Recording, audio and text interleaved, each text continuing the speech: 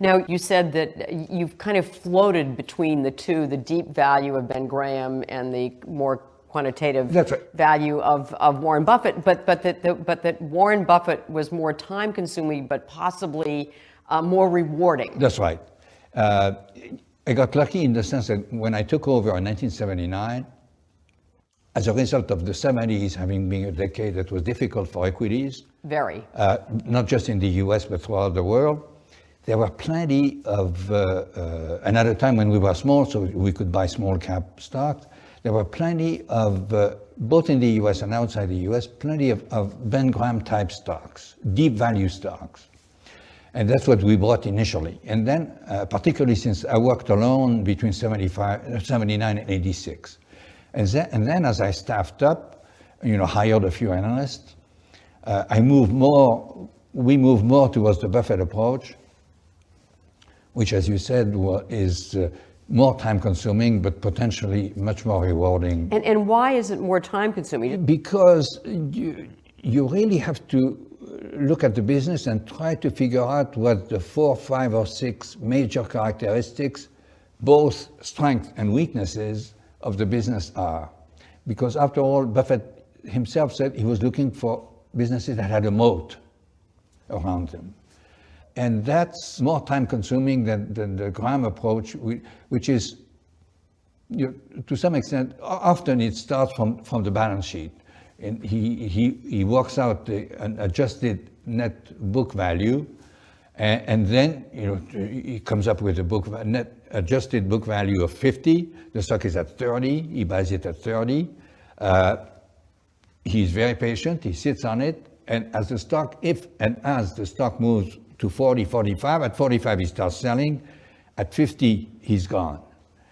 And Buffett, years after Ben Graham passed away, called it a cigar butt approach. Explain what that means. Meaning that there is the move from 30 to 45 or 50, which is one good puff, right, and then it's all over. If you look at Buffett, he almost never sells. There are tax advantages, incidentally, to the fact that he never sells. Doesn't pay the capital gains tax. Right.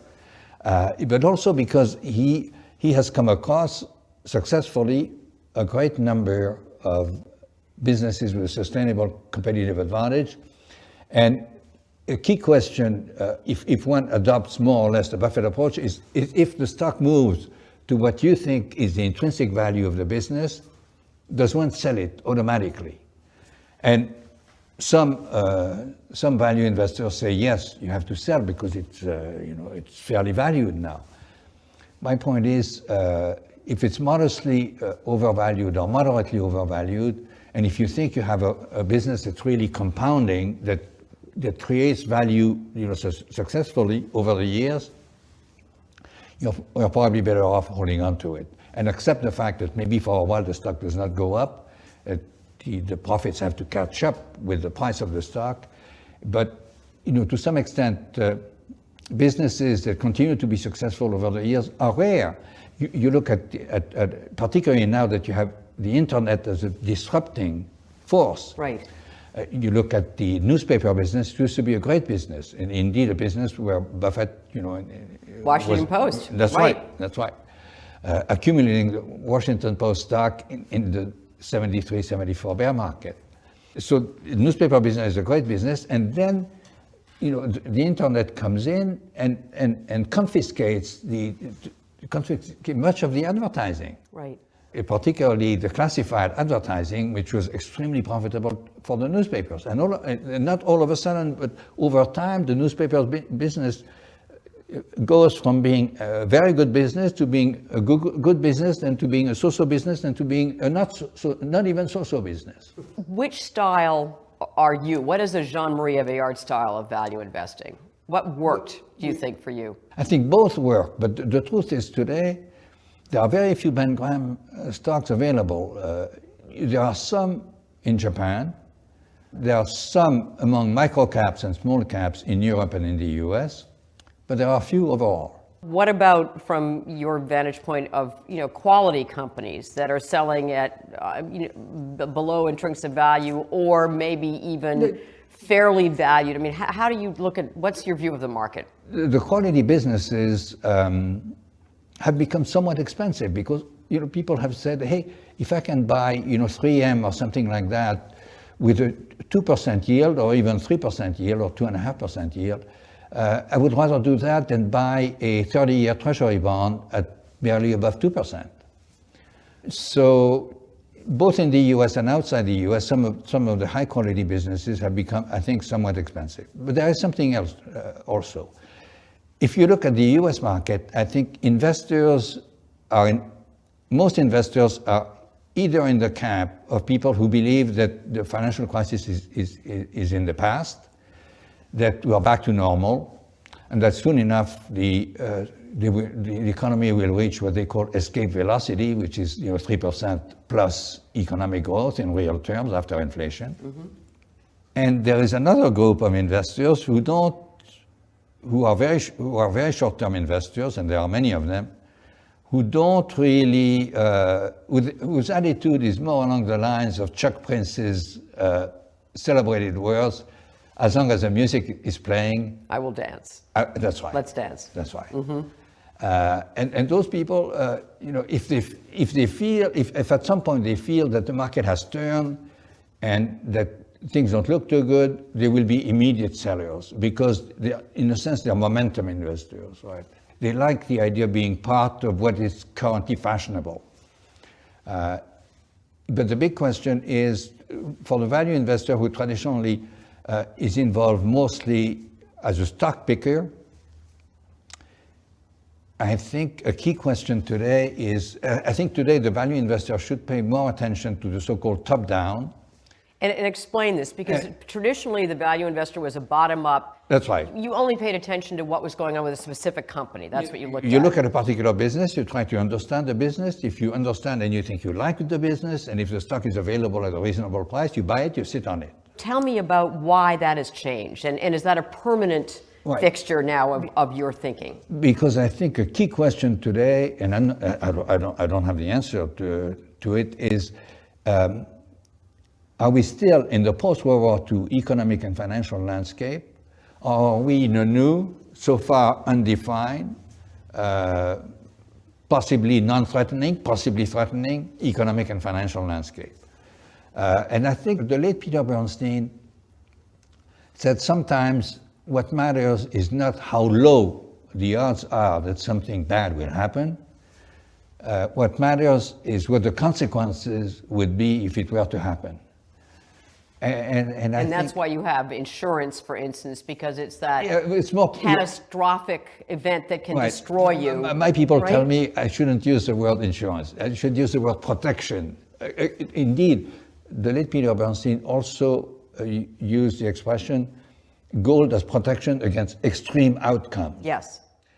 Now, things may turn out fine, but because the steps taken over the past 5 or 6 years throughout the world are completely, both fiscal and monetary steps taken over the past 5 or 6 years throughout the world are completely unprecedented. It's true that the future is unknowable, but it's even more unknowable than usual because the steps are unprecedented. Let's say we're in a new environment, that it's an unprecedented environment. As an investor, what does that mean for you and how you run money as an investor? But Consuelo, here I have to say that I'm speaking for myself. Yes, for yourself. You personally, Jean-Marie, looking at what's happening in the world. Over the past 5 or 6 years, I've had no responsibility for the First Eagle funds. I get along famously with my successor, whom you have... Matt McLennan, we have on frequently. Mm-hmm. And but this is for you personally, with your 50 years of experience as an investor in the market. First, there's a good chunk of my financial savings that are invested still in my own, used to be my own funds. Mm-hmm. So I don't touch that. And then I invest, but I just got to be 75 years old. Congratulations. I don't want to die at my desk. I don't want to spend the rest of my life. I mean, there's got to be more to life than investing other people's money or my own money. Mm-hmm. So But thinking about your family and your Right. estate or whatever, just looking again long term, your view of the market and how defensive are you personally? Yes, currently, but I'm looking forward to farming out as time goes by over the next 2 or 3 years. I'm farming out more and more of my remaining savings. Yes. Other than my investments in the first equal funds.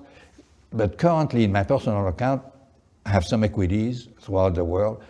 Because again, as you pointed out, I've been in this business more than half a century. Yes. And I've seen only one instance, Japan in 1989, where I thought I could very well look at 75 stocks. I would not end up buying any. Because the market was this incredible bubble at the time. Right. It was a combination, stock market and real estate market boom. Buffett also said, in order to be a reasonably successful investor over the long term, it doesn't take a high IQ, but he said it takes temperament, by which he means the willingness to swim upstream, the willingness to move away from the herd, if you think that eventually the herd will run over the cliff. And the truth is, it's warmer inside the herd. Yes. So there is a reluctance, natural reluctance. Somebody once asked me, well, how come you were less reluctant than many?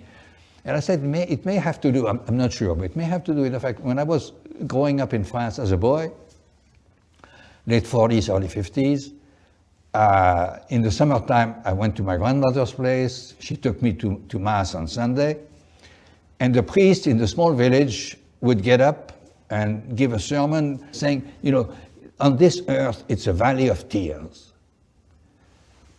Happiness is only in the afterlife. And so, as a child, I did not expect, when I first came to New York in 1968, I was surprised at the number of people on Wall Street, including people I knew, who were seeing a psychiatrist. And once I talked with one of them who looked very normal to me, and I said, why would you go to see a psychiatrist? He said, because I'm not happy every day. I never expected to be happy every day. If I translate that to an investment approach, you never expected to be happy every day as an investor. That's right. Therefore, you can take the pain the few value investors there are out there. And I think that's because there is a question, Buffett has compounded at about 20% a year for 40 years or so, more. How come there are so few value investors? I mean, the late Bill Ruane, who used to run the Sequoia Fund, estimated a while ago, but I don't think it has changed, that about 5% of professionally managed money in the US was run along the lines of value investing, very broadly speaking, from Ben Graham to Buffett. And how come so few? And how come so few? And I think the answer is basically, there are other answers, but the major answer is psychological. Human nature is such, as I said, it's warmer inside the herd. There is a reluctance to move away from the herd. And short-term pain is painful. That's right. Personal portfolio, one of the things that you're not, you're always risk averse because the most important thing that you want to do is you want to avoid losing money, the permanent impairment of capital, as First Eagle says. As I said, I've always felt that, hey, maybe sometimes it's looking like looking for a needle in a haystack, while sometimes there are plenty of opportunities. On the contrary, but in any case, there always seems to be opportunities here and there. All right. So I own equities. Yes. Some. But you own 0 bonds. 0 bonds, right. When did that happen? When did you decide no bonds? Well, I think, unfortunately for me, I haven't had, because the bond market has been terrific. It has. The quantitative easing has been helpful to the stock market, to the bond market, to the real estate market, and to the art market. It has boosted, artificially to some extent, the value of assets. But you still won't invest in assets that you think are not, intrinsically undervalued. That's right. And I looked at the bond market when yields were higher and where I should have been interested. And I said, gee, I'm old enough to remember in 1981 the fall of 1981, the 30-year Treasury yields briefly 15%. And we've moved all the way to today where it yields 2.25% or something like that. And I'm saying, yes, maybe if it's like Japan, maybe the 30-year Treasury will get to yield 1% or something like that. But to me, the move from 15% to 2.25% is already a gigantic move. There's nothing to say that after 81 to now, it's after 33 or 34 years, the 35 years, the bull market should stop. It may not stop, but it's been a long way already. Right. Gold.